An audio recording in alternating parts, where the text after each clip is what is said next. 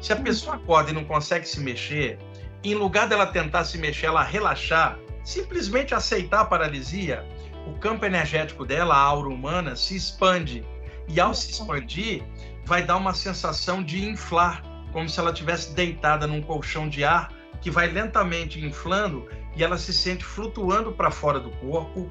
Pare e olhe o seu corpo sem ela estar dentro, provando para ela de que o pensamento não vem do cérebro, já que ela está fora do cérebro e o corpo está adormecido.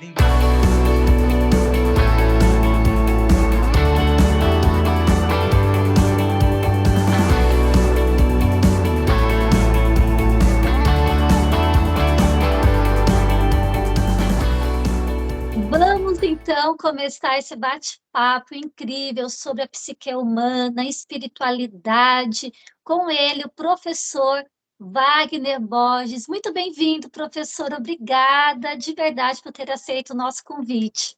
Daniela, que legal estar aqui com você.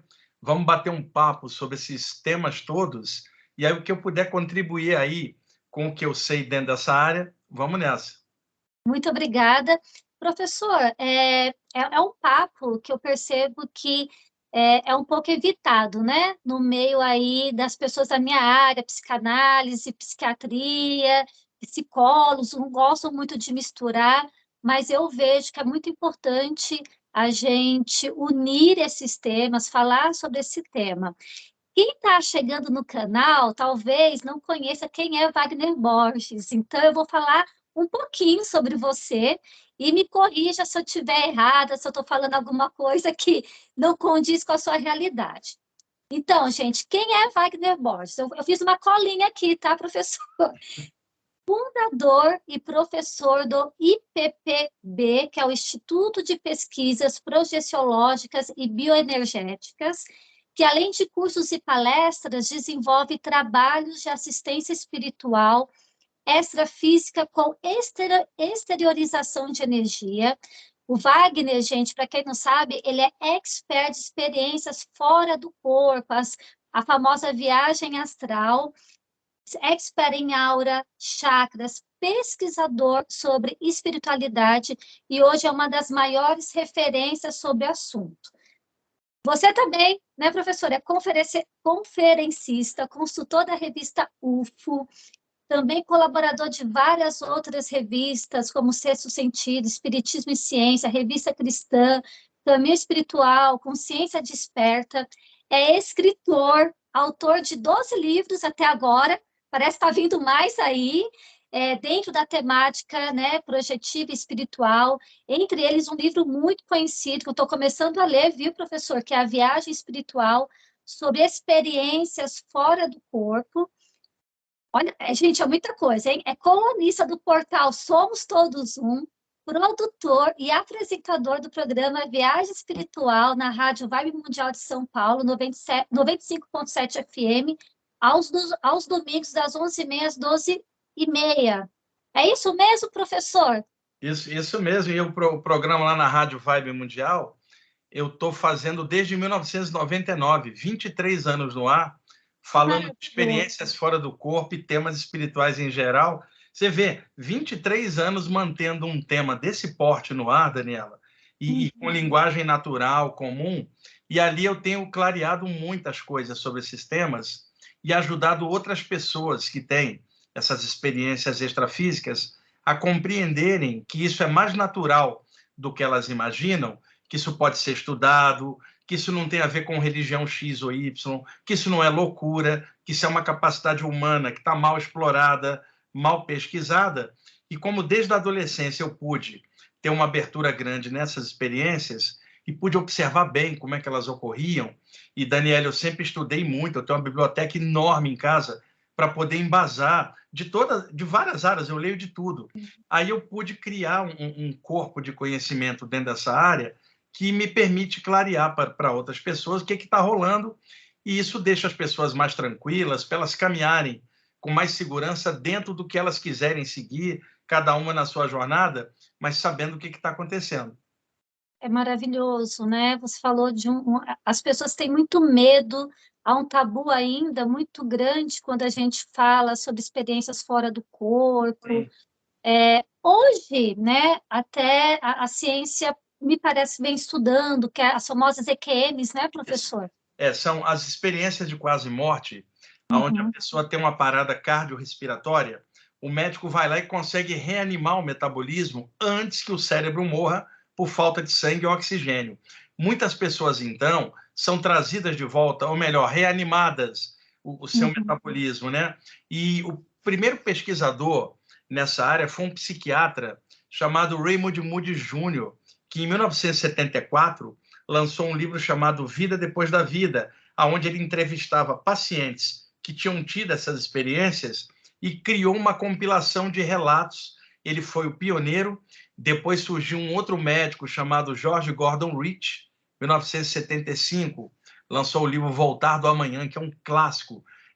Ele próprio passou pela experiência, ficou 9 minutos com o coração parado e, mesmo assim, ainda voltou. Então, com o passar do tempo, principalmente médicos começaram a colocar o olho nisso e ver que não era uma piração. E aí foram surgindo muitos livros, 90% deles escritos por médicos, não por espiritualistas, e hoje tem associações médicas americanas estudando. Na internet tem até canal sobre isso, é um canal, afinal, Quem Somos Nós? É só sobre... Eu adoro esse canal, muito bom, muito bom. Recentemente, tem uns anos, o Dr. Eben Alexander, um médico neurologista, que era cético. Ele achava que as EQMs eram uma coisa da química cerebral, na hora de uma parada cardiorrespiratória. Ele próprio teve uma parada e voltou, e teve uma experiência fora do corpo durante a parada. Aí ele escreveu um livro chamado Uma Prova do Céu, aonde ele desmancha, item por item, as teorias céticas de que seria bioquímica cerebral. Ele mesmo, sendo um médico neurologista, é um dos melhores livros do tema, e hoje eu acho que a abertura maior nessa temática de saídas do corpo é nas EQMs.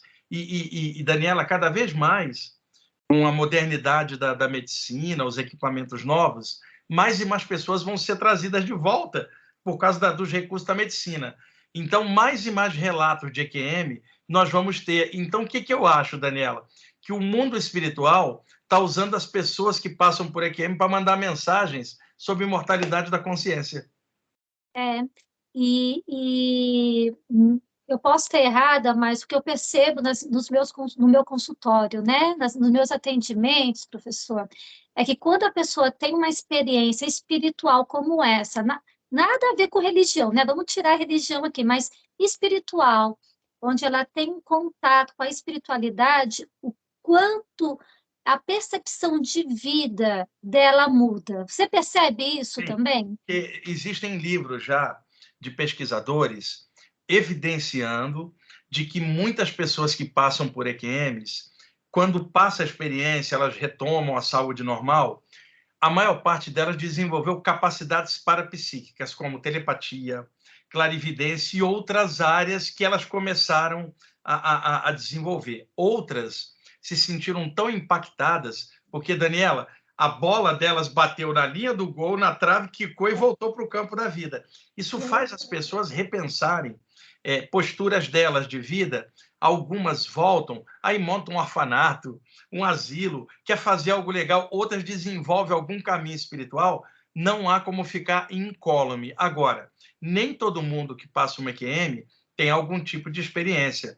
Por exemplo, 50%, 40% volta e não lembra nada. E às vezes não muda nada, continua nas mesmas coisas anteriores. Mas uma parte, de 35% a 40%, lembra, e isso modifica a vida delas por causa do impacto psicológico que dá. Ela passa a perceber que viver não é só comer, beber, dormir, copular, respirar e morrer, sem significado. E nessas EQMs, algumas dessas pessoas têm uma abertura tão grande que elas percebem seres espirituais dentro daquela experiência. Isso também marca muito, porque elas percebem que existe vida além da vida. E isso liquida na mente da pessoa, Daniela, aquele véu do medo da morte. Porque, por exemplo, o nosso corpo tem um instinto.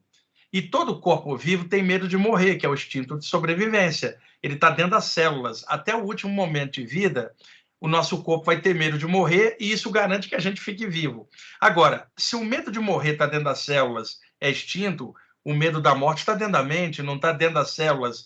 ele é criado e inoculado culturalmente. Daniela, por exemplo, no imaginário popular, como é que as pessoas imaginam a morte? Uma caveira com capuz e uma foice, um ícone mortal criado culturalmente, e aí já não parece que a morte é uma passagem desse plano para o outro, parece que é uma entidade horrorosa que vem te pegar meia-noite, saída do cemitério para te degolar. Então, este tipo de medo criado na mente, ele desaparece não somente nas EQMs, mas nas saídas do corpo convencionais, porque a pessoa percebe algo do lado de lá, ela volta, muda os parâmetros dela. É claro que ela não vai poder provar para um terceiro, mas ela tirou para ela o véu do medo e a certeza dela não vai deixar nunca mais que o medo tome conta. O mundo inteiro pode dizer que não, mas ela sabe. E uma coisa que comprova bem isso, o equilíbrio que a pessoa fica depois de algo assim. Porque alguém pode falar assim, eu acho que você pirou. Pirou como se eu sou normal. Se eu estou normal depois da experiência,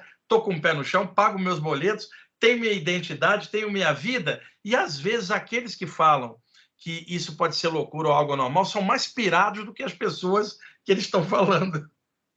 Eu concordo, a pessoa transcende, né, professor? E quando há essa transcendência de que, poxa, a minha vida não é só isso, né? Como você disse no começo, não é só eu comer, né, pagar boleto, é muito mais do que isso. Eu estou aqui para viver uma experiência, para evoluir, e que há muitas e muitas e muitas outras experiências que eu vou viver, e essa é só algo mínimo. Nossa, acho que a influência na nossa psique, no nosso comportamento, na percepção de vida, só tende a melhorar. Olha, e se a gente pensar, Daniela, que o planeta Terra é desse tamanho, um pontinho no meio do infinito, a gente não sabe quase nada, nós nem conhecemos direito a nós mesmos, né? A nossa área mental, o nosso universo mental também é desconhecido, igual o universo de fora. A nossa área emocional é uma encrenca enorme que a gente está embolado nela e não consegue desvencilhar. Por isso, o equilíbrio, o que ele mostra? Mente, emoção e corpo equilibrados. Todo e qualquer estudo humano de qualquer área, se estiver buscando esse equilíbrio, tá legal, não importa qual seja a linha, não importa o país, se é oriental ou ocidental. Se aquilo que você está envolvida está equilibrando a você, deixa você bem com você mesma, harmoniza você com o meio ambiente e faz você ser criativa, né? E te torna útil para você e para o meio ambiente e te deixa bem, feliz consigo mesmo, esse caminho, ele está te fazendo bem. E nós sabemos que esse bem existe em todos os caminhos, como a gente sabe que existe desequilíbrio também em todas as áreas. Então, se a pessoa está filtrando tudo isso direitinho, a experiência espiritual dela, ela está ajudando ela a equilibrar a mente, a emoção e o corpo. Aí está tudo certinho. É maravilhoso isso. Eu, como psicanalista clínica, professor, né, e vejo outros colegas, não só psicanalistas, mas psicólogos, alguns psiquiatras, que ainda tem uma resistência. O pessoal que trabalha com a mente humana, vamos dizer assim, né, e até médicos também, que trabalham com o corpo, muitos ainda têm uma resistência grande de integrar a espiritualidade. E até de ver como nós somos seres integrados, como você disse, mente, né, a emoção, o espírito e o corpo. Eu confesso que até lá no começo, quando eu comecei a trabalhar com isso, eu tinha uma certa resistência, eu sempre fui muito ligada à espiritualidade, mas eu não queria misturar com medo, né, do que as pessoas iriam falar, a gente tem esse certo receio, poxa, né, vão achar que eu estou confundindo as coisas, mas conforme eu fui atendendo, inevitavelmente, alguns fenômenos, eu posso dizer assim, espirituais, que os meus próprios consulentes me traziam, naturalmente iam acontecendo. Eu acabei estudando, né, outras áreas além da psicanálise, então, auriculoterapia bioenergética, radiestesia, radiônica, outras terapias, reiki, né, também.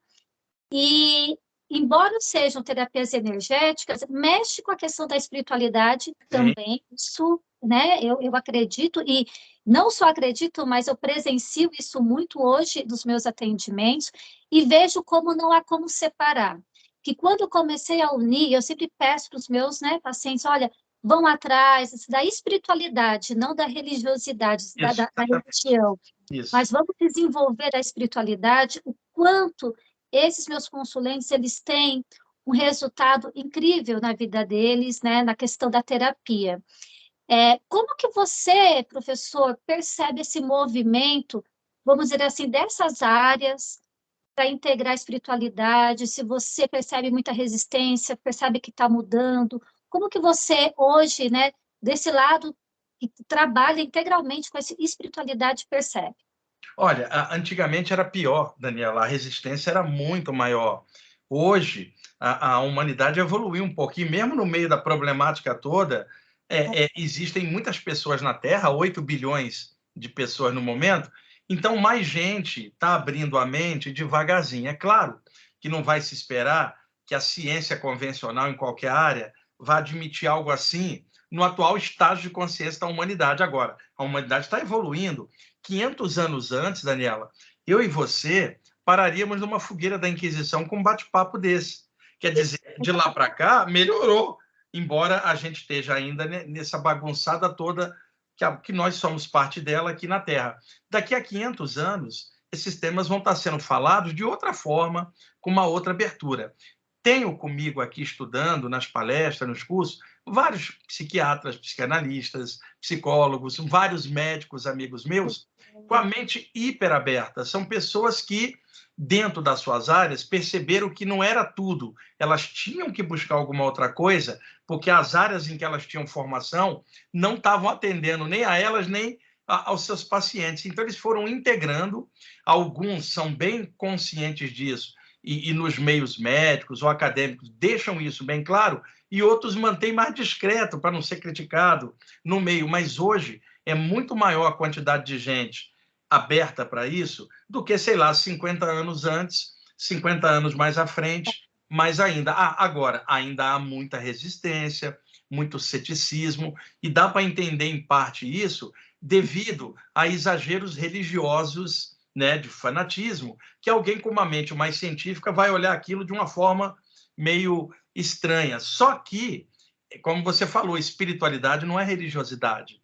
Espiritualidade é estado de consciência, não é aonde você vai ou crença, é o que você é. Então, quando se trata de espiritualidade livre, sem dogma, sem amarra, e esse tipo de espiritualidade permite entender outras espiritualidades em outras áreas, isso areja a consciência e deixa a pessoa mais aberta. E todo mundo que estuda seriamente qualquer contexto espiritual, Daniela, vai somar e integrar diversas áreas dentro de um ponto de equilíbrio, incluindo a ciência, incluindo tudo que é pé no chão, pesquisa. A pessoa não vai dar viajada na maionese astral se ela está integrada com tudo isso. Ela não vai perder o pé no chão, não vai deixar de ser ela mesma. Ela vai integrar a parte espiritual com a parte humana, e disso vai vir o equilíbrio dela. Tem muita gente assim hoje.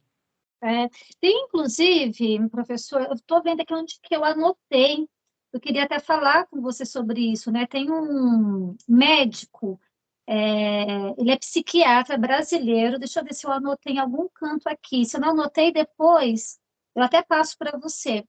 Ele é lá de Minas Gerais, Alex, eu não anotei, acabei esquecendo, mas Alex, ele é da Universidade de Juiz de Fora, daqui do Brasil.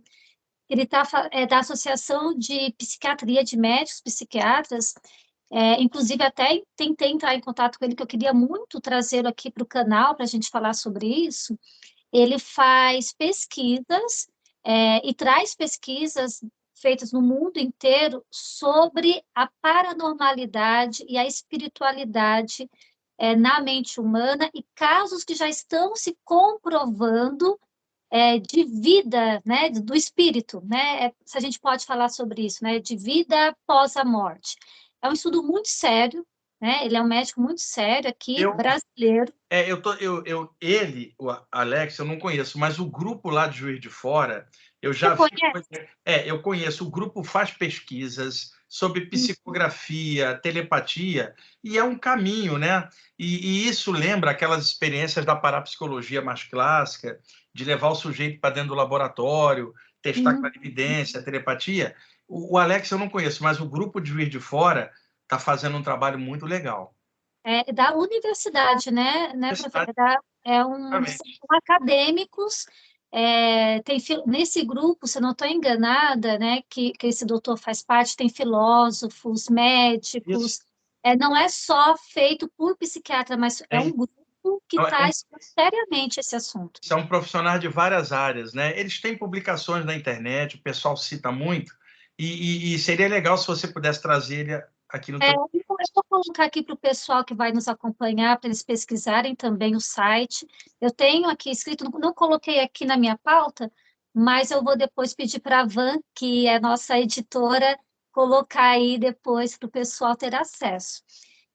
Professor, continuando esse nosso bate-papo, eu queria que você falasse sobre essas experiências mesmo, né? A gente já falou um pouquinho como elas contribuem na psique humana, mas você, tantos anos vivenciando isso, o que você já viu que, de fato, essas experiências fora do corpo, que é o que, né, você está mais acostumado a ter, de casos, não sei se você pode contar casos de pessoas que vieram até você que estavam passando por algum transtorno, por algum problema, e que ter contato com a espiritualidade transformou a vida dessa pessoa. Olha, são muitos casos, Daniela, porque uma boa parte das pessoas que buscam estudos na área de saídas do corpo são pessoas que já experimentaram espontaneamente, sem saber o que era, uma experiência dessa. Então, elas estão correndo atrás para tentar entender. Elas não têm dúvida do que rolou, só não sabem explicar. Porque as saídas do corpo, muitas vezes, elas vêm acompanhadas de sintomas bioenergéticos, uma espécie de sensibilidade energética que não é a sensibilidade física dos 5 sentidos, mas a sensibilidade parapsíquica, né? Além da psique normal. Então, por exemplo, muitas pessoas têm a paralisia do sono. Elas acordam e não conseguem se mexer. Tenta abrir os olhos, não consegue. Tenta gritar, não sai som nenhum, porque ela acordou num estado alterado, metabolismo baixo durante o sono, ondas cerebrais baixas, ela desperta e não consegue mexer o corpo. Aí ela se apavora. O que acontece? A adrenalina dispara, acelera o mecanismo físico por instinto de sobrevivência, e acelerando, a pessoa retoma o movimento com uma taquicardia apavorada. Aí, o que acontece? Se ela conta isso para alguém, aí ela vai ser taxada ou de maluca, ou de endemoniada, ou de estar mexendo com coisa oculta, quando, na verdade, a medicina já classificou isso como um estado alterado, uma paralisia do sono. Só que o que eu descobri, Daniela? Se a pessoa acorda e não consegue se mexer, em lugar dela tentar se mexer, ela relaxar, simplesmente aceitar a paralisia, o campo energético dela, a aura humana, se expande. E ao se expandir, vai dar uma sensação de inflar, como se ela estivesse deitada num colchão de ar que vai lentamente inflando e ela se sente flutuando para fora do corpo. Pare e olhe o seu corpo sem ela estar dentro, provando para ela de que o pensamento não vem do cérebro, já que ela está fora do cérebro e o corpo está adormecido. Então, se a pessoa quiser fazer o teste e ela vai ter outras paralisias espontâneas, é somente fazer isso que eu estou falando. Não tenta se mexer. Porque quando a pessoa percebe que não consegue se mexer, a reação é imediata do medo, ela não pensa, quer se mexer. Se ela parasse e ficasse quietinha, tipo assim, Daniela, deixe-me observar calmamente o que é esta paralisia, tranquilamente. Ela não faz isso. Se ela fizer, ela vai notar isso que eu estou falando. Então, muitas pessoas procuram estudos de saídas do corpo por causa da paralisia do sono. E veja, a paralisia do sono é fisiológica, é um estado alterado. O que eu estou querendo dizer é que, através dela, a pessoa pode tentar uma experiência. E outra coisa, às vezes a pessoa está meditando sentada e descobre que não consegue se mexer sentada, e ela está acordada, Daniela, não consegue se mexer.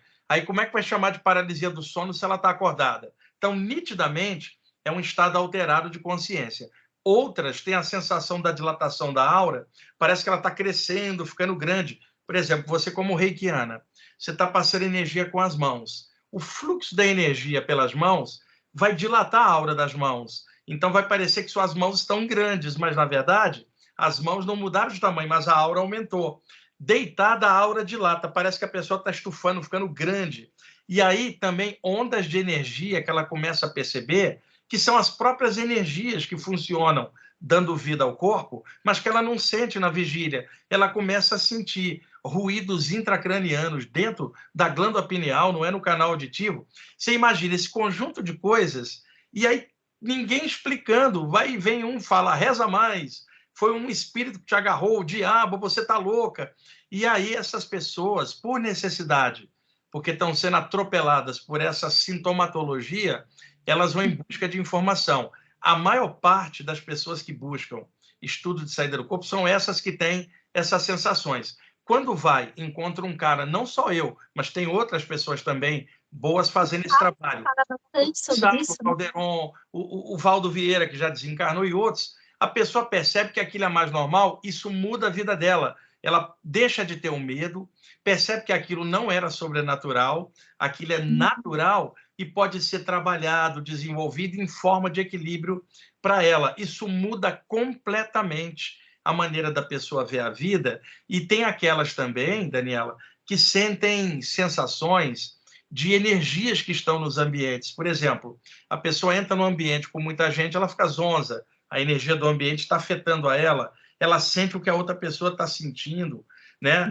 Ela intuitivamente começa a perceber certos eventos antes de acontecer. Se não tiver uma explicação legal para ela, isso causa uma confusão na mente, e uma coisa que eu tenho visto, Daniela, que prejudica muito, o sistema nervoso dessas pessoas fica sobrecarregado pela sensibilidade dela. Ela sente tudo entubando, mas não tem a contrapartida para entender e fluir aquilo como vida. E aí esse entubamento, essa sensibilidade encruada, sobrecarrega o sistema nervoso, ela vai surtar. E aí vai parecer já um problema psicológico, uma outra coisa, uma pulsão, que na verdade tinha uma origem em algo na psique dela, não era no corpo.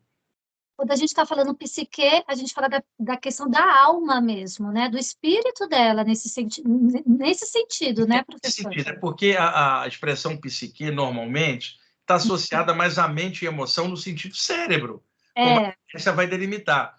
Dentro de um estudo espiritual, quando você fala psique, é a mente e a emoção que pertence ao espírito que ocupa o corpo.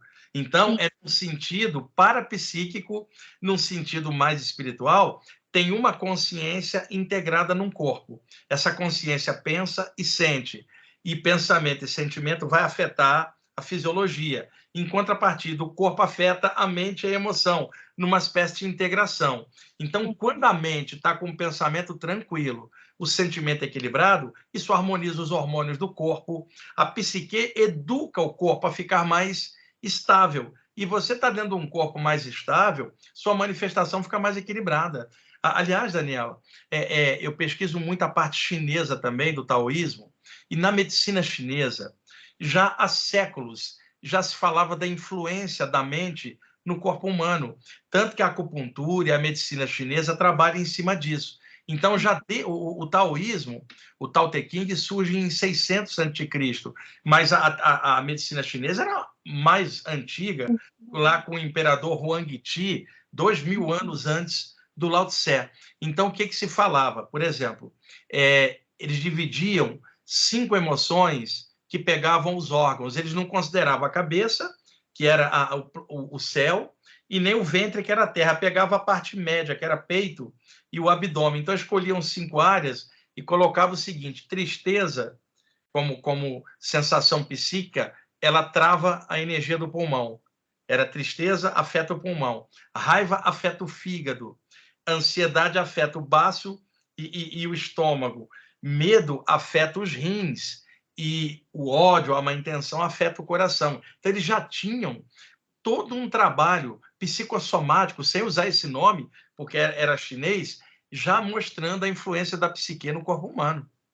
É incrível, né? A gente já tinha tanto conhecimento lá atrás e foi meio que se perdendo, né? Com a evolução da humanidade, não sei se com uma intenção ou não, mas a gente foi perdendo bastante coisa que está sendo resgatado agora. Inclusive, vou até falar aqui que eu sou favorável à questão do uso do CBD, que não é de agora, né? Que é a questão, o princípio aí da maconha, mas que não é de agora. Para cura, para alguns pacientes com doenças sérias, tinha que estar no SUS. O problema todo é o consumo disso sem a necessidade né? No caso de pessoas doentes, e isso é uma terapêutica, uma ferramenta que os xamãs sempre usaram. Fortíssimo, Né? poderosíssimo. Não se está falando de ficar viciado nisso, está se falando de terapia, né? Usar elementos da natureza como terapêutica e, em alguns casos, deixar isso liberado com controle médico para pacientes e pessoas que estão nestas condições. E acredito que, inclusive, outras ervas, com o tempo, vão ser descobertas a sua utilidade para ser usado o problema todo. É utilizar isso fora do contexto, criar dependência psicológica e fisiológica daquela substância e perdeu a vida de rumo porque está dependente agora de uma coisa. São os excessos, né, Wagner, que nós ainda somos muito vulneráveis aos nossos excessos. Uma pergunta aqui que eu separei, cadê aqui? Teve um artigo que você escreveu na sua página que você diz assim, vou colocar aqui. Há traumas que estão gravados na psique de forma inconsciente, mais ativa, causando bloqueios e fobias. Isso ocorre no corpo sutil e reflete no corpo denso. Pode explicar, professor, o que é isso que isso significa? Vamos pegar primeiro uma situação daqui para fazer uma analogia. Uma pessoa sofreu abuso sexual na infância. Por uma questão de autodefesa, a mente dela apagou esse evento da memória. Ela está adulta e hoje ela tem algum tipo de bloqueio na expressão sexual dela, tá? Ela está sendo atingida por repercussão por uma coisa que ela não lembra, que está na mente dela, mas não passa para o consciente dela. Então, um exemplo de como uma coisa inconsciente, já que ela não lembra, da infância pode afetá-la na adultidade. Dentro dos estudos espirituais, sabendo que a vida não é só o corpo, mas a consciência é algo espiritual que vem e ocupa o corpo e um dia vai embora. Então, daí que se fala, desde a velha Índia, o espírito não nasce nem morre, ele entra e sai dos corpos temporários ao longo da evolução. Então, a gente traz na mente, antes dessa vida, por causa de traumas em vidas anteriores, traz também memórias que a gente não consegue acessar, que ocultamente afetam a gente na vigília. Então, assim como o passado de alguém na infância, né, aquele bloqueio que eu citei, pode afetar, o passado de outra vida pode afetar a pessoa de uma forma que ela não entende. Quando se faz uma terapia de regressão de memória, que é chamada retrocognição, do latim retro, que é atrás, e cognição, que é o conhecimento, isso pode ser feito por indução terapêutica, por hipnose, por comandos mentais, e aí a pessoa começa a lembrar daquilo, e aí o que acontece, Daniela? A mente dela percebe que o evento foi atrás, não é hoje. E percebendo que foi atrás, não tem mais sentido aquilo existir hoje. Desaparece o sintoma, desbloqueia. Então, nesse sentido, a terapêutica da regressão de memória, para desbloqueio de traumas inconscientes, ela é muito legal. Agora, tem que ser com uma pessoa séria, não pode ser por curiosidade, porque você sabe, né, Daniela, tá cheio de gente achando que foi Cleópatra, que foi Buda. Ninguém vai fazer uma regressão falando assim, eu vou fazer uma regressão para ver se eu era encrenqueiro em outra vida. Então, as pessoas, eu estou falando no sentido sério, que seja por dois motivos, ou pesquisa, né, como esse grupo lá de Juiz de Fora, ou como terapêutica para desbloqueio. Eu tenho vários amigos que trabalham com terapia de regressão e que têm ajudado a desbloquear traumas que a pessoa arrastava, fazia terapia e não conseguia. Em contrapartida, tem pessoas que numa terapia normal conseguem o mesmo resultado. Vai depender muito do tipo de bloqueio, a intensidade, a própria mente da pessoa. Então, assim, é um monte de possibilidades que ela tem. A regressão de memória é uma delas. Concordo, viu, professor? Eu faço hipnose também, mas a minha hipnose, ela é até essa vida, né? Eu não faço a regressão de vidas passadas, não é minha especialidade, até porque eu acho que ao mexer com hipnose de vidas passadas, você tem que ter uma base espiritual muito grande, um estudo muito grande, que não é o meu caso, embora eu estude a parte da espiritualidade, mas eu foco aí na terapia psicanalítica e na terapia comportamental também. E quando a pessoa vem com curiosidade, ela sabe que eu faço hipnose, eu quero saber, né, o que eu fui. Assim, não faço hipnose por curiosidade, Sim. Nem que seja para essa vida mesmo, eu não faço. Mas eu conheci uma pessoa, né, sigo ela também, que é o Jefferson, que foi seu aluno. O Jefferson é meu amigo, ele está toda quarta comigo aqui no Ele é um dos grupos. maravilhoso. Pesquisador sério, uma pessoa maravilhosa que faz um trabalho muito legal, porque é legal você ter um profissional nessa área que tenha o conhecimento espiritual para lidar com outras possibilidades durante a regressão. Exatamente. Quando eu percebo que a pessoa ela quer, né, que de alguma forma a terapia ali ainda não está engatando da forma que poderia engatar e ela ainda insiste, né, que alguma coisa está impactando, fazer a regressão é muito válido. Na realidade, qualquer terapia espiritual que vá fazer a pessoa se sentir bem é válida, né, É professor? isso. Agora, o único cuidado para quem estiver assistindo a gente é saber filtrar para ter uma pessoa séria que possa Perfeito. conduzir isso. Não é uma brincadeira mística, não é uma aventurinha espiritual. Isso é coisa muito séria, não é por curiosidade. E é uma área que, se for explorada com seriedade, e o Jefferson é um dos melhores pesquisadores do país, e tem outros também. Eu tenho aqui uma pasta da minha biblioteca só de estudos de retrocognição, porque isso vem lá desde o século XIX, com um espanhol chamado Fernando Colavida. E na Espanha, ele hipnotizando, usando técnicas mesméricas, ele hipnotizava os pacientes para tentar induzir algum estado de cura. E aí alguns deles entravam em estado alterado e lembravam de vidas passadas. E aí, depois do Fernando Colavida, na França, na virada do século XIX para o século XX, surgiu o Albert de Rochat, que era um pesquisador francês que trabalhava com exteriorização da sensibilidade, que começou a perceber a mesma coisa que o Fernando Colavida tinha percebido. Na época ainda não existiam essas expressões, retrocognição, regressão de memória. Depois, por volta de 1912, tinha um pesquisador francês chamado Charles Lancelin, que também entrou nessa área. Depois, o Henri d'Urville e alguns livros de ocultistas que eu tenho também enveredavam pelo lado da hipnose, mas sem publicar material, porque era uma coisa esotérica. Então, isso vem fermentando desde aquela época. Quando chega na década de 80, 70 e 80, alguns pesquisadores começam a publicar livros sobre isto. Depois, a década de 80 e 90 vão surgindo, e aí hoje você tem toda uma literatura em aberta, né, que fala desses temas, e aí quando abre muito um tema, você sabe, entra um monte de gente com uma abordagem já leviana, sem profundidade. Então, quando você começa a pesquisar isso sério, você vai pesquisar esses autores, vai aprofundar, você vai criar um embasamento. Só que num bate-papo desse, como a gente está falando, alguém que está assistindo não pesquisou essas obras. Então, de repente, alguém chega e fala, ó, eu não acredito em nada disso. Por quê? Não pesquisou. E quando ouviu falar, achou que era uma brincadeirinha mística ou uma viajada na maionese astral. Então, por isso é legal falar desses temas de forma bem profunda. A intenção até de trazer você, né, que é um expert e que eu respeito muito o seu trabalho, justamente por você levar o seu trabalho muito a sério, professor, é porque hoje, cada vez mais, como a gente falou, né, a espiritualidade ela está sendo envolvida por alguns profissionais da área psíquica, né, psicanalista, terapeutas, estão falando muito. E eu percebo um verdadeiro comércio, né? Sim, Um sim. comércio, não que seja, eu não sou nada contra, acho que as pessoas têm que pagar seus boletos, né? E tá tudo bem, mas acaba explorando a vulnerabilidade das Exato. pessoas. O problema não é a parte comercial, é a É, exploração disso na vulnerabilidade das sim. outras pessoas. Por exemplo, eu não faço consulta, meu trabalho é coletivo.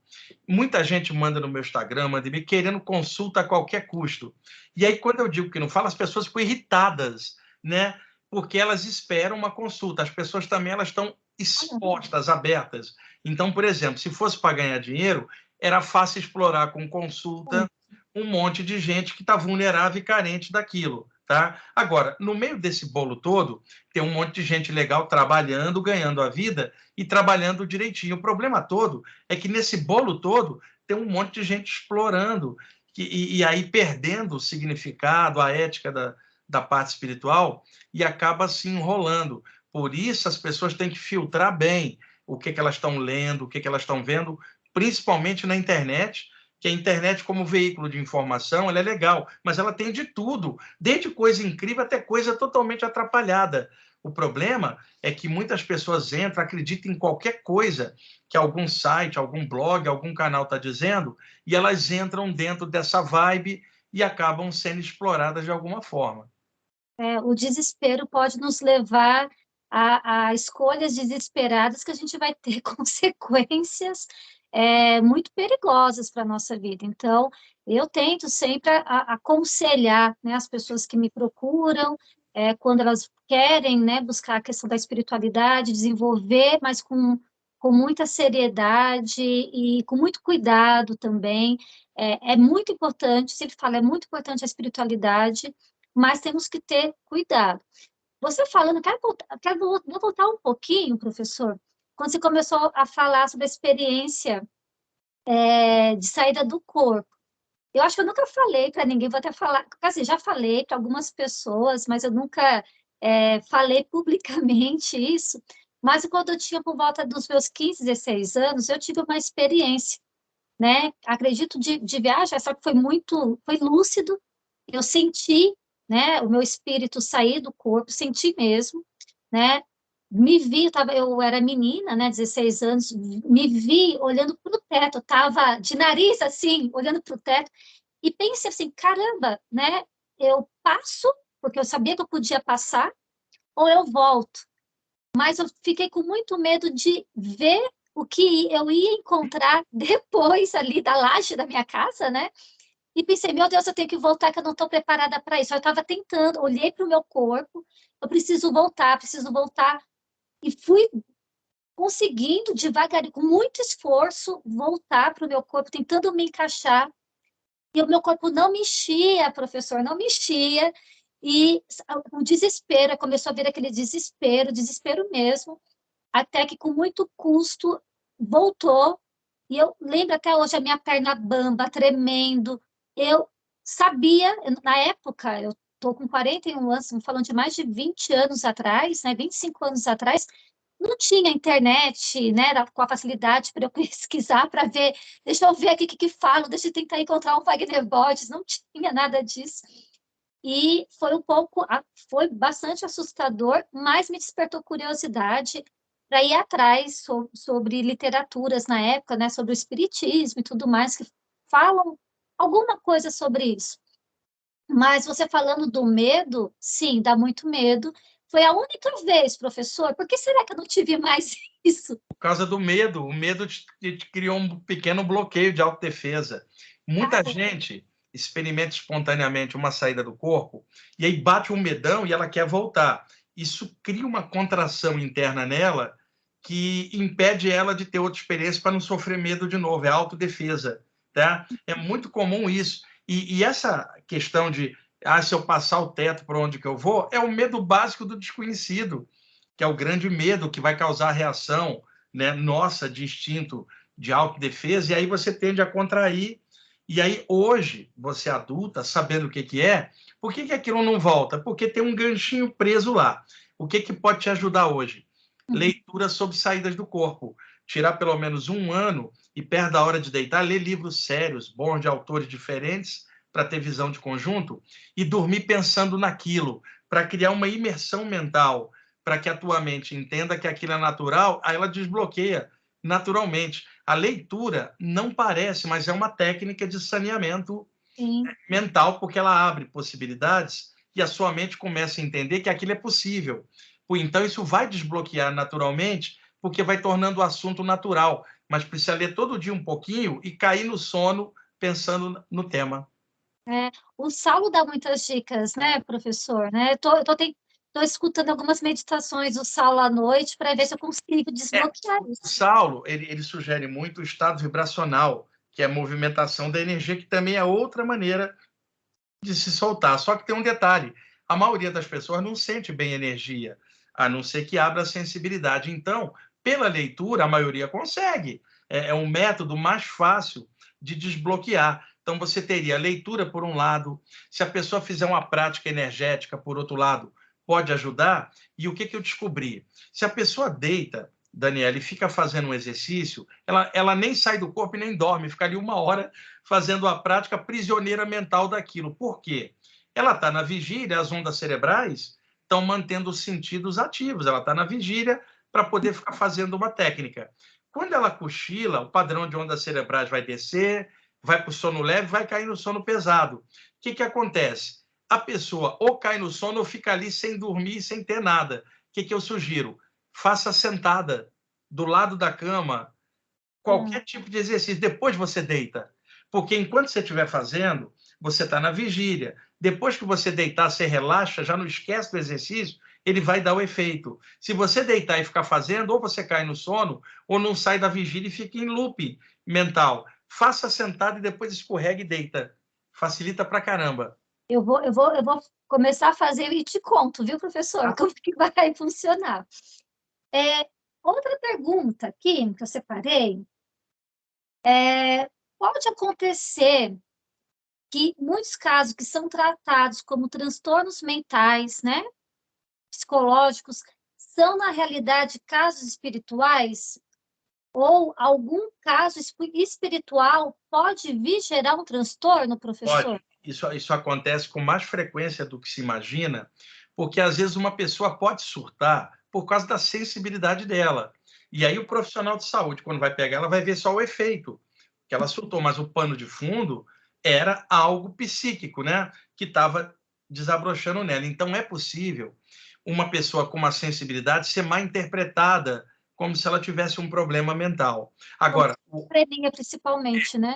E é claro, cada caso é um caso, né? A a gente gente não está afirmando que todo mundo que é existem os problemas psiquiátricos normais. Agora, o oposto também pode acontecer, Daniela, e também é perigoso.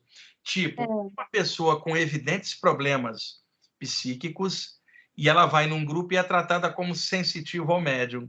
Também ocorre o oposto. A pessoa precisaria de terapia e tratamento, está funcionando como se fosse mediunidade.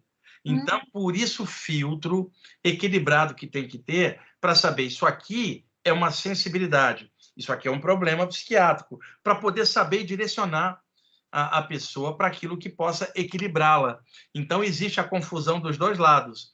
Pessoas tendo fenômenos espirituais confundidas com problemas mentais. E pessoas com problemas mentais sendo confundidas com médiuns. E aí tem que ter essa filtragem para evitar esses problemas. E acaba prejudicando os dois lados, né, professor? Sim. Porque tem esses que têm problemas mentais e que dizem que são médiums, uma hora, com certeza, acabam fazendo alguma coisa errada, não tão boa, e acaba prejudicando quem faz um trabalho sério, com responsabilidade, e o contrário também, que tem uma mediunidade, mas é visto como uma pessoa esquizofrênica ou que tem algum problema mental, né? A gente... E um detalhe, mesmo que a pessoa for o caso de ter uma sensibilidade espiritual em alguma área, ou mediunidade ou anímica, por detrás da sensibilidade dela tem uma pessoa, que é ela. E ela, pessoa, independente da sensibilidade, como todas as pessoas, tem necessidade de trabalhar a si própria. Então, para quem tem sensibilidade, o trabalho interior de autoconhecimento educa a sensibilidade dela. Então, não adianta só a sensibilidade sem haver um gerenciamento dela por parte da pessoa. Sabe, Daniela, um equalizador de som que você ajusta o grave, o agudo e o médio para deixar o som equilibrado. Uma pessoa, quanto mais sensível espiritualmente for, precisa mais ainda de equilíbrio para gerenciar esta sensibilidade. Eu tive esse cuidado de, desde os 15 anos, sentindo isso, eu estou agora para fazer 61, mexendo nesses anos todos, de me embasar com leitura de todas as áreas, para saber o que os outros também estavam falando nisso, e assim entender o mecanismo geral, calçando e desenvolvendo o autoconhecimento. Porque se uma pessoa tem uma sensibilidade e não tem um autoconhecimento para gerenciar isso, ela vai ter problema também. Então, eu conheci médios que eram médios mesmo, a sensibilidade era real, mas eles, enquanto pessoas, eram muito complicados, e isso embolava com a mediunidade deles. Então, tem esse bolo também, ninguém se esqueça que está assistindo a gente. Por detrás de todo o conjunto de sensibilidade humana, seja anímica ou mediúnica, tem você que é o espírito encaixado, que precisa resolver e aprender um monte de coisa. Então, não adianta só desenvolver a sensibilidade, precisa desenvolver a consciência, para que a consciência eduque a sensibilidade. Perfeito, perfeito, professor. Lá no seu instituto, pessoas que estão assistindo a gente, de repente podem, poxa, eu estou achando que eu tenho uma espiritualidade, ou está na dúvida.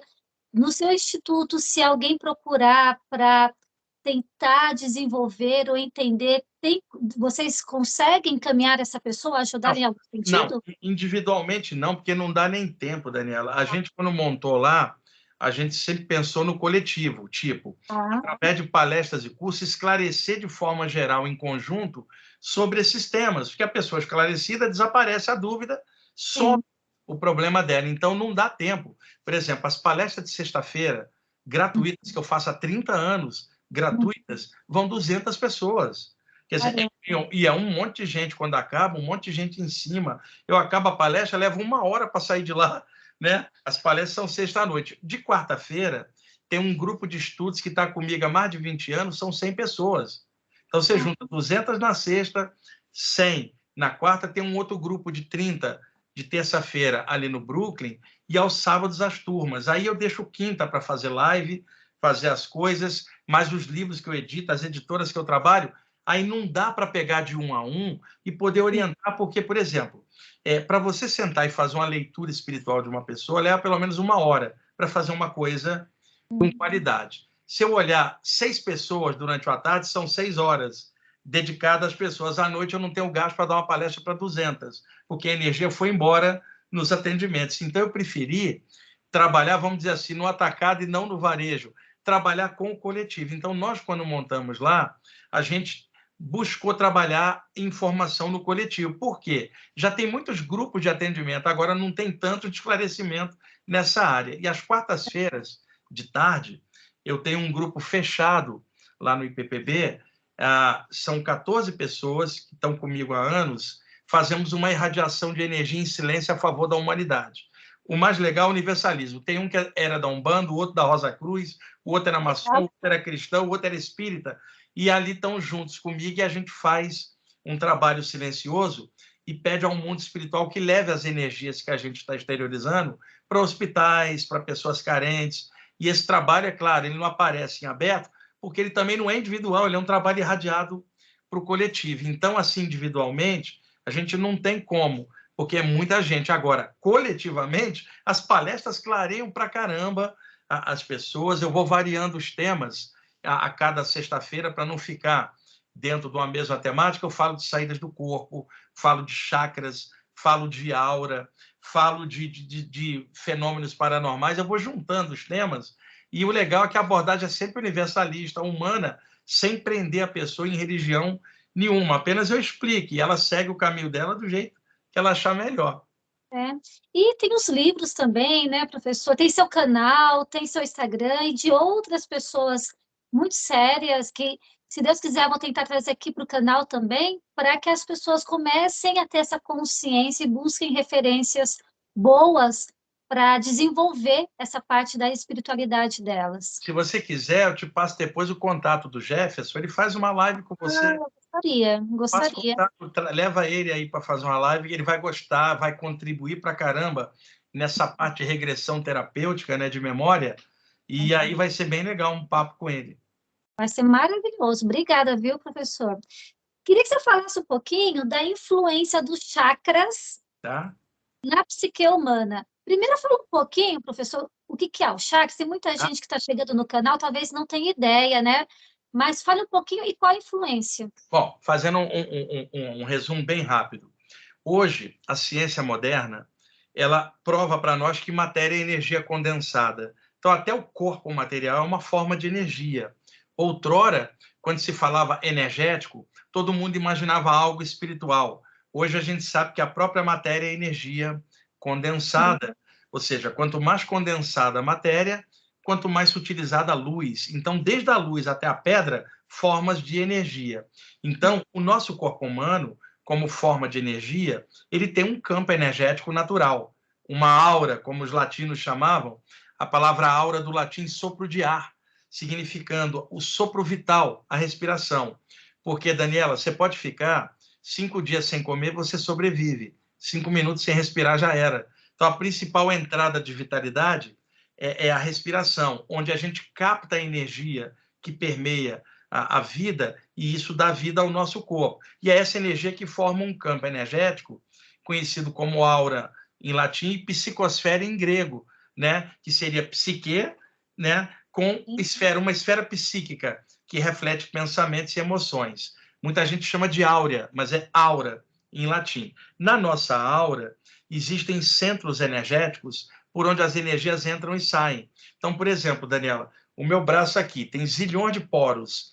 A aura é o campo energético concomitante. Então, para a aura interpenetrar o corpo, a cada poro, ela tem que ter aberturinhas também. A aura nossa não é uma luz fixa, ela é toda aerada. Para cada poro, né, microporo, você teria um microponto energético na aura. Então, a nossa aura é furadinha igual a pele, para a energia permear, entrando e saindo. Então, estes poros, os antigos hindus no yoga chamaram de chakras.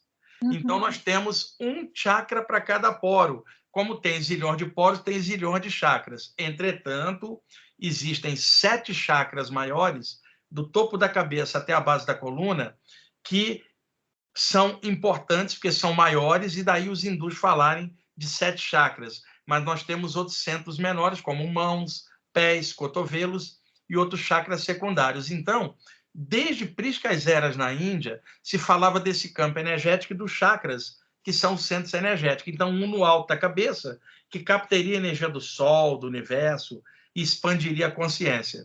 O outro na testa, que seria a visão espiritual, a intuição. O outro na garganta, que é a comunicação, a expressão. Um no peito, que é a área de expressão afetiva. Um no umbigo, que é a área de processamento da energia do sistema de digestão da comida, né? Um no baixo ventre, para reprodução, e um na base da coluna, que é a conexão com a terra.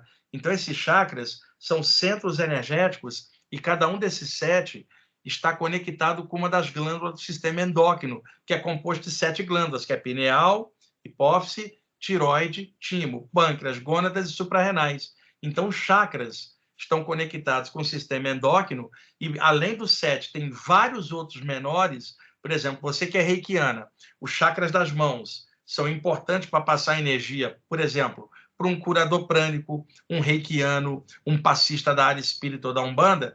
Então, não fazem parte do 7, mas são importantes para energização. Então, chakras são centros energéticos da aura, e a harmonização destes chakras, a energização, equilibra. Deixa-me dar um exemplo para vocês. Para você. Se você fecha os olhos e pensa numa luz dentro da sua testa, como um pequeno sol pulsante, né?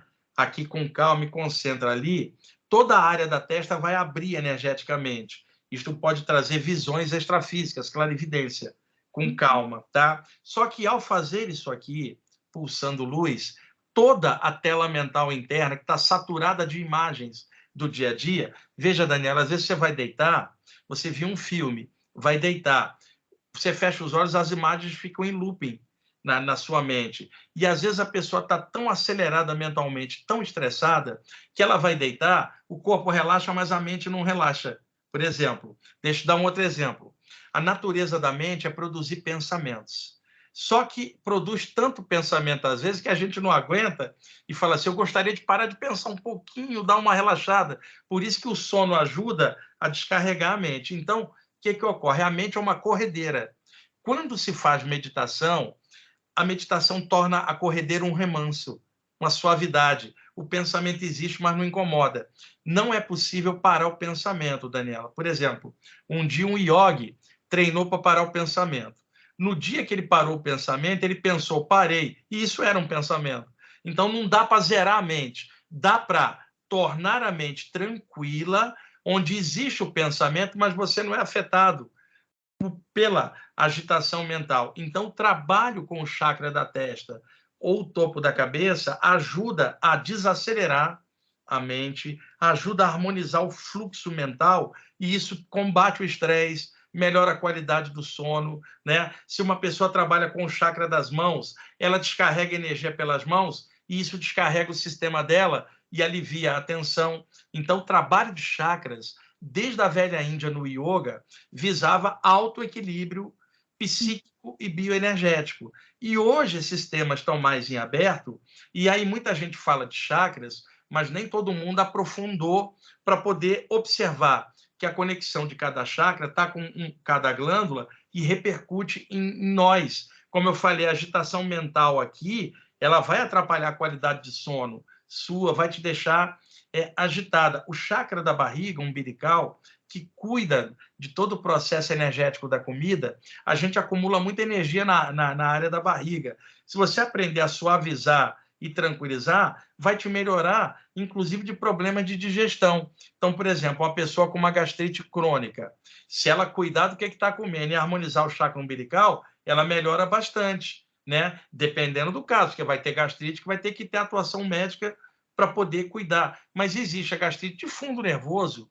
Se ela é de fundo nervoso, trata a causa, que é o nervosismo, que o efeito desaparece, em vez de ficar tomando antiácido. É nessa parte que os chakras podem ajudar, tanto para meditação, tanto para equilíbrio mental, tanto para equilíbrio energético e também a abertura de capacidades naturais. Porque se esses chakras estão fluindo, a sensibilidade da pessoa aumenta junto.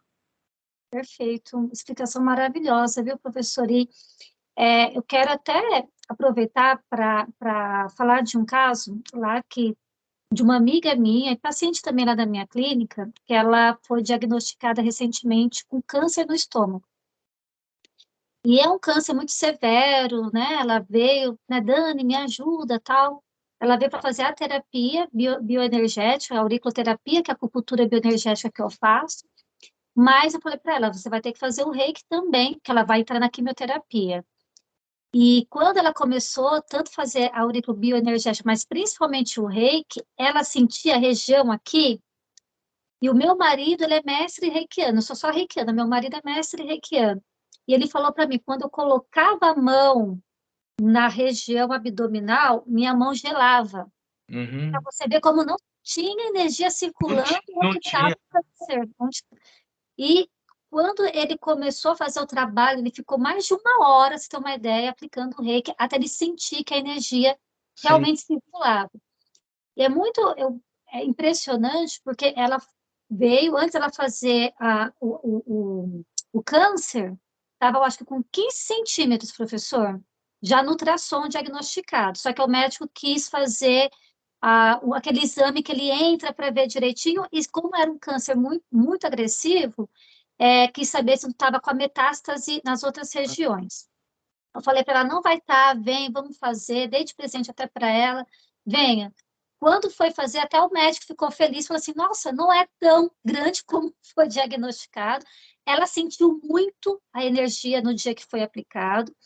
Aí a gente começou a fazer um trabalho antes da quimioterapia, do reiki, enfim, da terapia energética.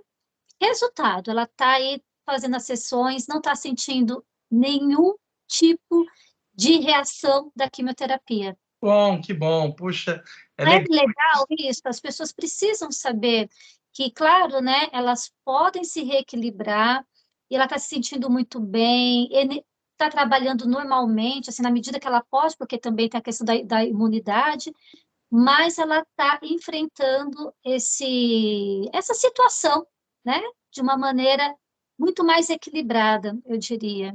A acupuntura nisso ajuda muito, florais ajudam, tudo que a pessoa puder colocar de coadjuvante, sem deixar o tratamento médico, é claro, porque Com a pessoa certeza. não pode deixar o tratamento, mas todas essas áreas complementam bem, e a energia que vocês estão jogando, ela está ajudando demais. Os tratamentos bioenergéticos, não só do reiki, da cura prânica, do passe, porque varia muito a maneira como alguém trabalha com energia. Chorei, né? Chorei. Chorei na messiânica, porque existem vários métodos.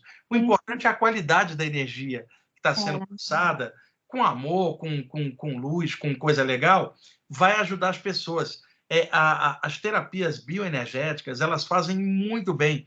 E eu sou muito fã, me trato com acupuntura, Daniela, é claro, para a maioria das coisas, porque me ajuda pra caramba, sempre me ajudou, tanto a acupuntura sistêmica quanto a auricular, no pavilhão auricular aqui das orelhas, e eu tenho me tratado com a acupuntura ao longo dos anos e tenho visto, principalmente na área de problemas gástricos enxaquecas variadas, estresse, tudo isso a acupuntura melhora demais a pessoa, né? Fora também que algumas pessoas que têm dores musculares e outras coisas se beneficiam muito também da acupuntura. Eu mesmo, ao longo da minha vida, sempre me tratei com a acupuntura, é claro. Quando precisou de um médico, eu fui, mas a acupuntura, ela ajuda demais também. Ela é incrível. Vamos ter, vou conseguir trazer para o canal o Dr. Décio Teshima, que é um médico acupunturista, que vai, mas ele é especializado em fertilidade, mas que vai dar uma aula para a gente também, o quanto Sim, que a legal. acupuntura ela é incrível na nossa vida, né? E principalmente mulheres que querem engravidar. E o Dr. Décio hoje é uma das referências, atende até no Albert Einstein, é maravilhoso. Agora, Daniela, deixa eu contar uma coisa para você. Vai sair um pouquinho assim do tema, mas a essa altura, quem está assistindo já está dentro dessa perspectiva, né? É o seguinte: desde cedo, nas saídas do corpo, eu via espíritos chineses, pessoas extrafísicas com aparência de chineses, porque tinham vivido na China. Alguns deles eram seres espirituais assim muito generosos, muito bondosos, não eram deuses, mitos ou divindades, pessoas vivas além do corpo espiritualmente. E esses chineses, eles usando o potencial mental deles, eles mexiam na energia do plano espiritual e criavam agulhas energéticas com o pensamento e condensavam dentro da frequência energética da pessoa que eles iam tratar.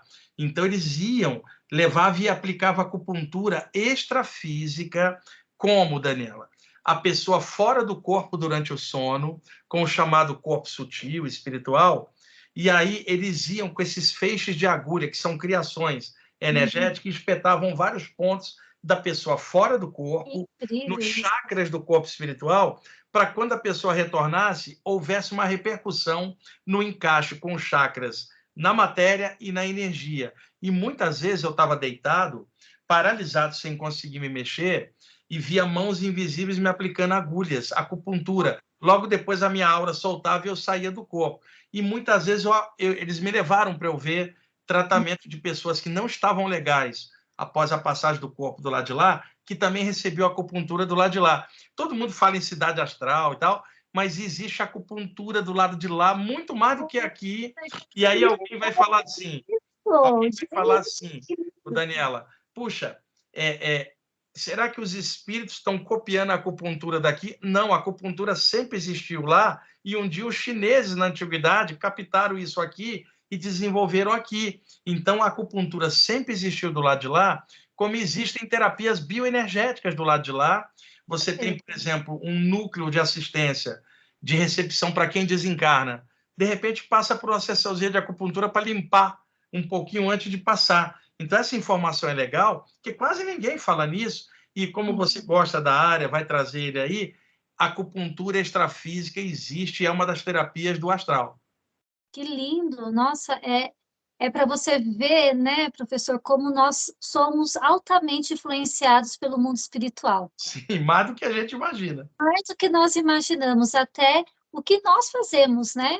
Não deixa de ser uma influência espiritual para ajudar nessa nossa breve passagem aqui na Terra. Olha só, Daniela, você como reikiano, seu marido como mestre reikiano, então você está ali passando energia para alguém.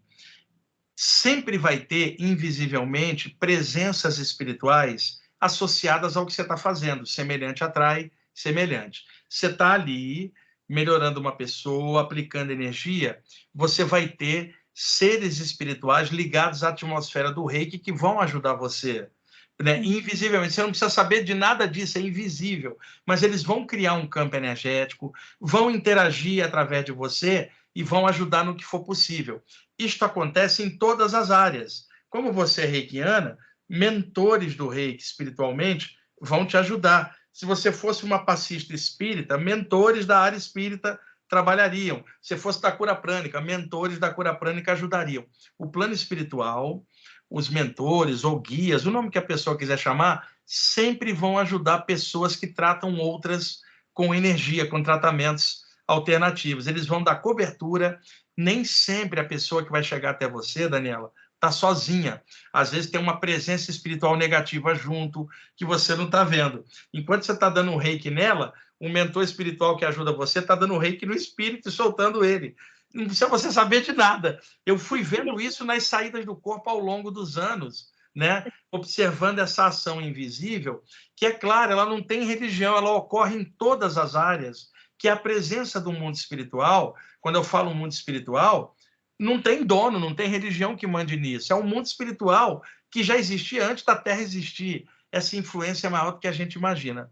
Muito. Você falando isso, professor, a minha percepção, né? Nós que trabalhamos, independente, né, se é da parte espiritual, mas nós que trabalhamos ajudando pessoas, né? Terapeutas, médicos, terapeutas dessa parte energética, você, né, que está diretamente ligado aí à parte espiritual, nós temos que orar e vigiar bastante.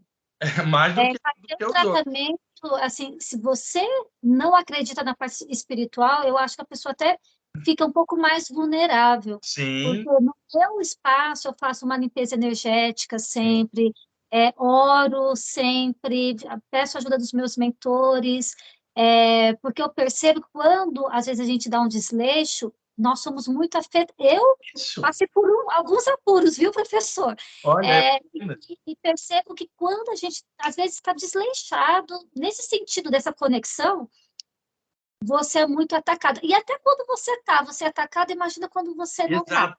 Porque quem trabalha com atendimento, é o que eu falei, de repente o paciente não está sozinho, tem um processo de obsessão. Agora, você imagina eu que trabalho com público, Daniela, Nossa, 200 pessoas na sexta, 100 na quarta, e lives, né? É muito, você tem que estar muito bem com você mesmo e amar muito o que você faz. E outra, quando você trabalha com honra no que você faz, respeito e responsabilidade, o plano espiritual também te ajuda, porque você é um vetor de luz no mundo. Não é santo, não é anjo, é pessoa. E como pessoa você tem qualidade e defeito igual eu e todo mundo, mas a qualidade está na honra do serviço.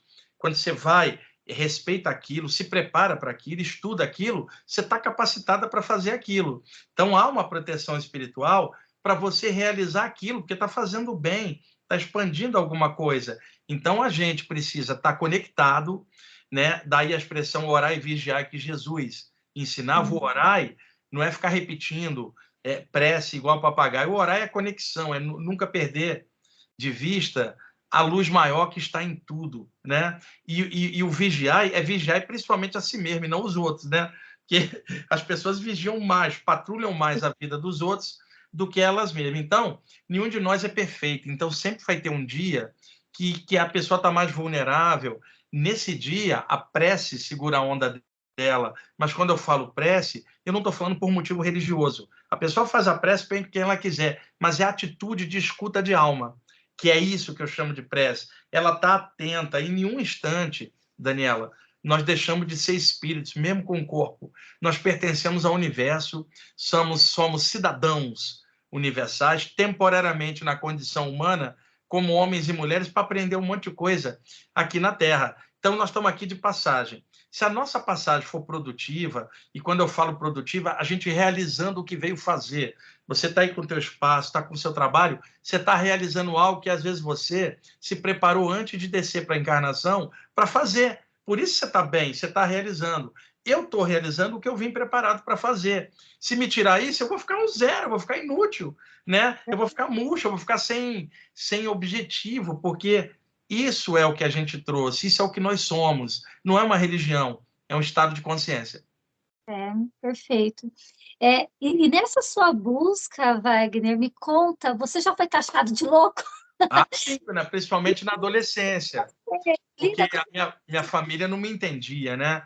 Minha mãe dizia que eu estava com o diabo, meu pai dizia que eu estava louco.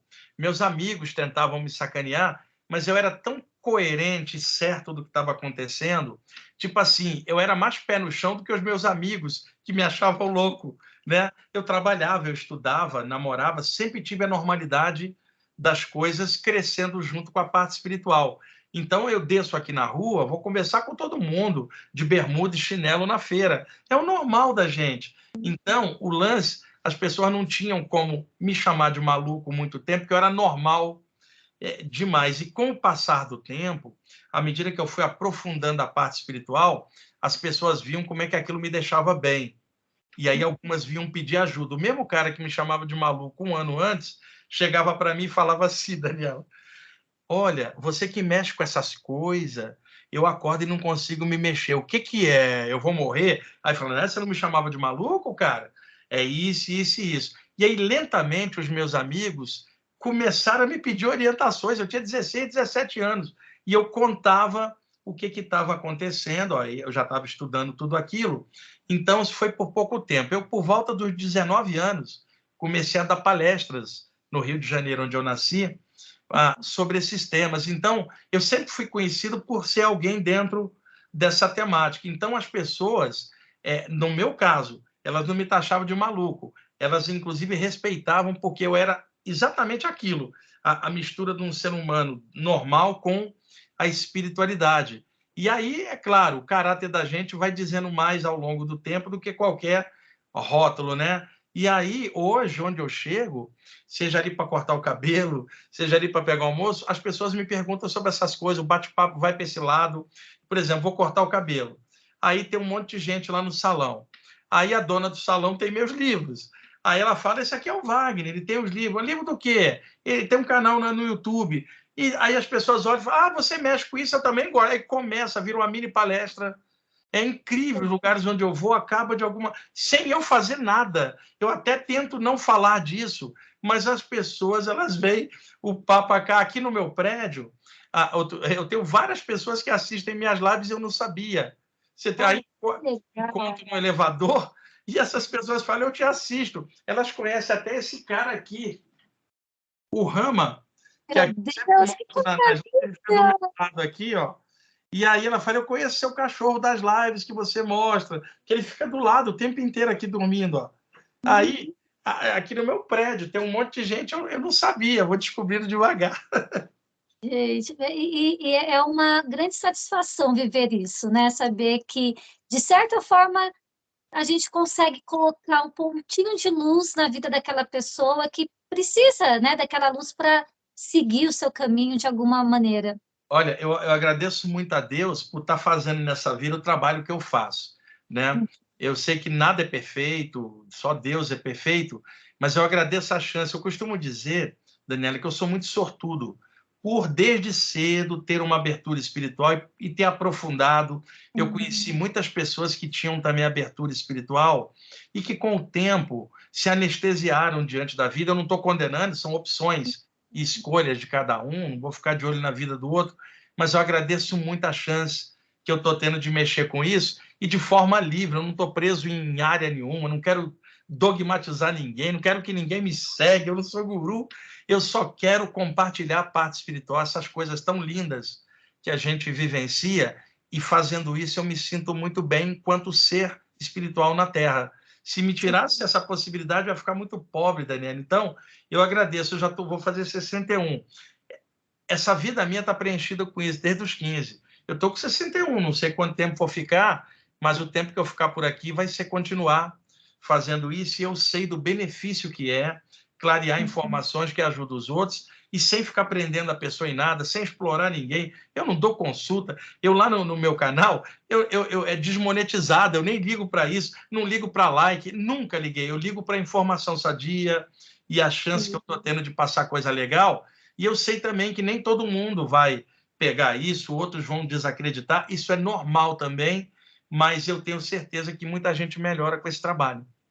Perfeito, professor. E você falou uma coisa, assim, muito importante, porque eu digo que a gente fez, né, nosso canal é novo, a gente está com 4 meses, né, começando, nem isso, 4 meses, e tem poucos seguidores ainda, né, mas a ideia não é nem likes e seguidores, é esse conteúdo ficar disponível para ajudar as pessoas que precisam. Qualidade de conteúdo, não se preocupe Qualidade. com o número de gente no teu canal, like, porque tem canal que tem 1 milhão, 2 milhões, falando um monte de porcaria que não faz ninguém crescer. Então, se o teu canal falar de crescimento e autoconhecimento, não espere 1 milhão, porque não é isso que as pessoas estão interessadas agora. as poucas pessoas que forem assistir, que tiver interessada, tenha certeza, elas vão pegar um conteúdo legal. Se você tem essa noção, você não está preocupada com like ou número de gente inscrita. Não, mas você deu uma ideia, na semana passada a gente entrevistou um médico, depois se você tiver a oportunidade de ver, o doutor João Mateus, psiquiatra, que ele fala muito também da importância da espiritualidade, inclusive, né? E a gente falando sobre a função do psiquiatra hoje, e por um erro de edição, né, uma fala muito importante dele não saiu do vídeo, ele tinha sido publicado, professor. E a gente percebeu depois, já estava tendo bastante visualização e like, a gente falou assim, não, tira, não dava para consertar mais, que já tinha sido publicado, tira e coloca de novo, não tem problema, porque o que é importante é o conteúdo, que vai ficar aí para sempre. Se a gente vai perder o like, as visualizações, não tem problema. O importante é que esse conteúdo esteja lá de maneira íntegra, né, para as pessoas acessarem. E eu vou, depois que você colocar no YouTube essa gravação, se permitir, eu vou colocar lá no meu canal também. Lá tem muita gente. Então, para, inclusive, outras pessoas conhecerem o seu canal. Quando eles assistirem lá, eles vão rebater para o seu canal e vão assistir os outros conteúdos também. Eu agradeço aí, porque toda força, né, para o bem é importante, né, professor? Somar as coisas. Quero te fazer mais uma pergunta aqui. Queria que você trouxesse, falasse um pouco das suas experiências astrais, né, das suas viagens astrais, e a gente já falou até um pouco da influência desse mundo na nossa vida. Existe tanto a influência positiva, né, professor, como a influência negativa. E eu queria que você nos desse algumas dicas de como que nós podemos nos proteger das influências negativas e, já pegando o gancho, como que nós podemos nos conectar para trazer as influências positivas. É o seguinte, cada um de nós é um somatório do que pensa, do que sente, e a nossa energia é uma média do que nós somos enquanto ser aqui na Terra. Então, primeiro ponto, semelhante atrai semelhante energeticamente. Então, se a aura da gente estiver limpa e forte, não há influência negativa que entre, Daniela. Mas para a aura estar forte, a autoestima tem que estar boa. Ou seja, o que eu penso e o que eu sinto cria a condição da minha aura estar cheia. Então, a grande forma de autodefesa é a autoestima elevada. Mas quando eu falo autoestima elevada, não é euforia, não é exacerbação emocional, é o estado médio da pessoa dela estar positiva e criativa com ela mesma. E outra, não é a positividade tóxica, onde a pessoa não vê defeito em nada, não é isso não. É a positividade no ponto de equilíbrio, para ela enfrentar, inclusive, as adversidades e problemas. Então, a aura da gente, ela está cheia de luz e protege a influência ruim a partir do que eu penso e eu sinto. Então, por pior que esteja o meio externo, você tem que focar no interno para estar mais firme. É aí que o trabalho de chakras, acendendo eles, fortalece a aura para algo pesado não entrar.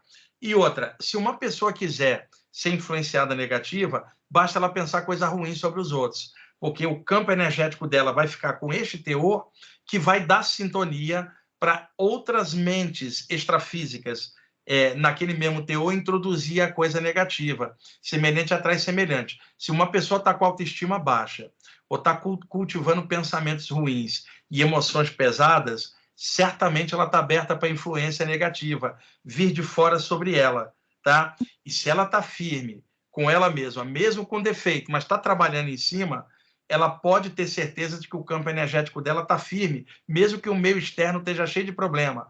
Dentro dela está firme. Então, o lance é firmeza mental, consciência e estar feliz consigo mesmo. Daniela, não adianta nada estudar temas espirituais se não for para ser feliz. E talvez ser feliz seja a grande forma de autodefesa, porque a energia da gente reflete o estado íntimo. Precisamos descobrir formas da gente se sentir bem. Deixa eu dar um exemplo. Eu gosto muito de música. Eu chego em casa, um dia corrido e tal, sento, fecho os olhos e escuto o solo de guitarra da banda que eu gosto. Eu falo assim, que maravilha, valeu a pena ter corrido o dia inteiro só para escutar esse solo de guitarra agora. Quer dizer, eu valorizo aquele momento e significo o meu dia.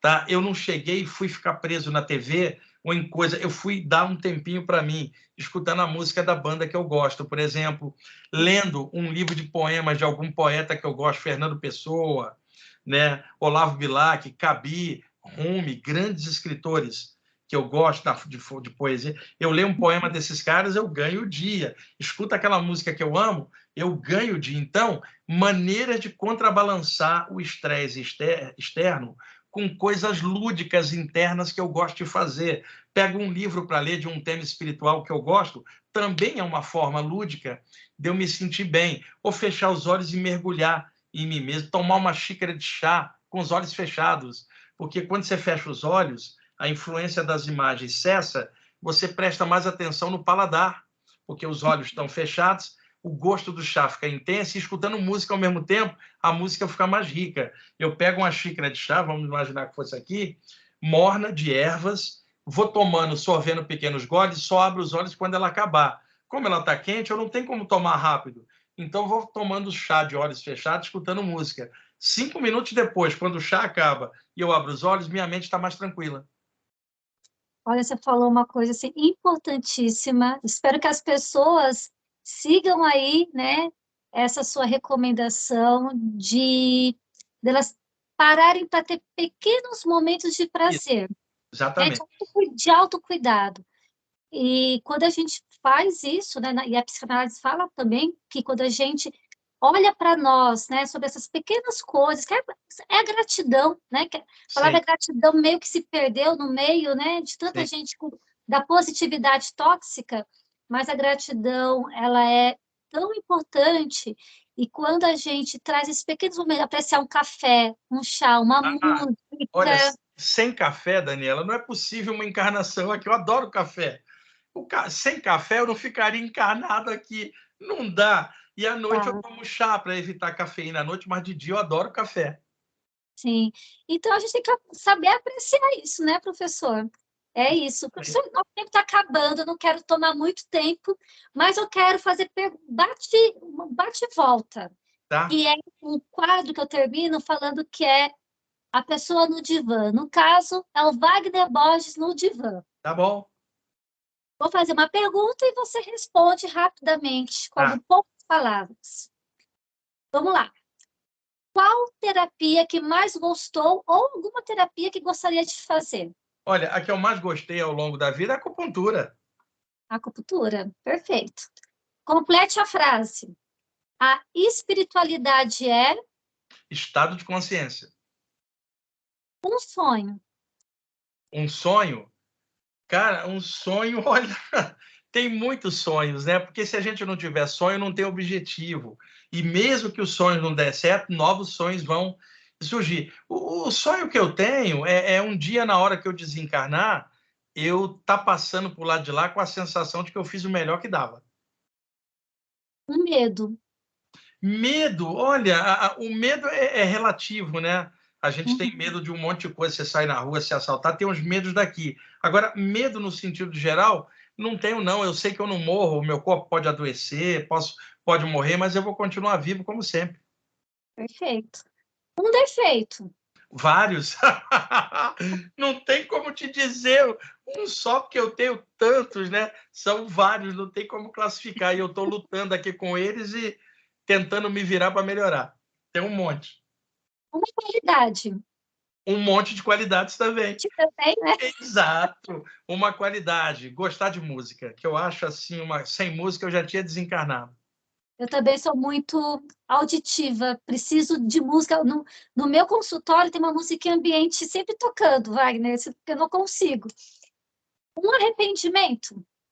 Olha, arrependimento tem vários, né? Porque, principalmente, à medida que a gente vai avançando com a idade, você vai vendo coisinhas estranhas e tolas ao longo dos anos. Mas o arrependimento no sentido criativo, não no sentido de culpa, não. Que a gente está crescendo, erra, tropeça, e é claro, vários tropeços, mas nada sério e nada com maldade. E sim por, vamos dizer, por imaturidade ao longo Sim. da vida que a gente vai melhorando. Agora, arrependimento criativo, né? Todo mundo tem, eu também tenho, de coisas que poderia fazer melhor. E acredito que quando passar por lá de lá, ainda vai ter arrependimento de erros que eu ainda vou cometer, mas nunca por maldade, nada de má intenção, talvez erro por incompetência mesmo.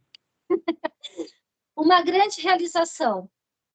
A grande realização, o próprio trabalho que eu estou fazendo, né? Que, como eu já te disse, eu sou sortudo, né?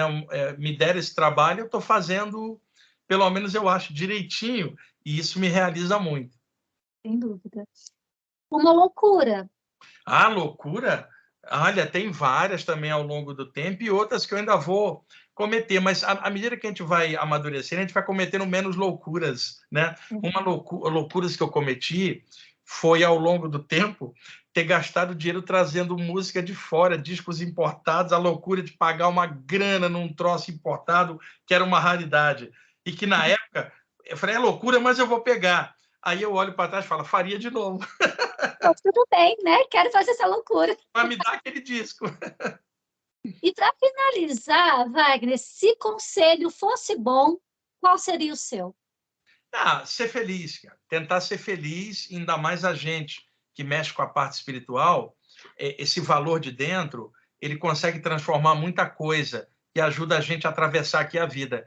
É procurar meios de ser feliz, mesmo no meio do monte de encrenca, arranjar um ponto de equilíbrio dentro de si mesmo. Muito legal. Bom, professor, muito obrigada, né, pela sua disponibilidade, pela sua contribuição tão valiosa. Muito Vamos despedir obrigada. do Daniela e do pessoal, Rama, olha aí. Cortou, Isso, né? Olha aí, rapaz, dá um oi para a Daniela. Está aqui esse rapazinho. Daniela, obrigado aí pelo bate-papo. eu Mais agradeço para frente, imensamente. a gente combina outra aí, que meu tempo está complicado agora com a agenda, mas a gente gravando à tarde, dá sempre para conseguir fazer. Mais para frente a gente combina, tá bom? Vamos gravar mais. Espero você na minha clínica e Oh, gratidão.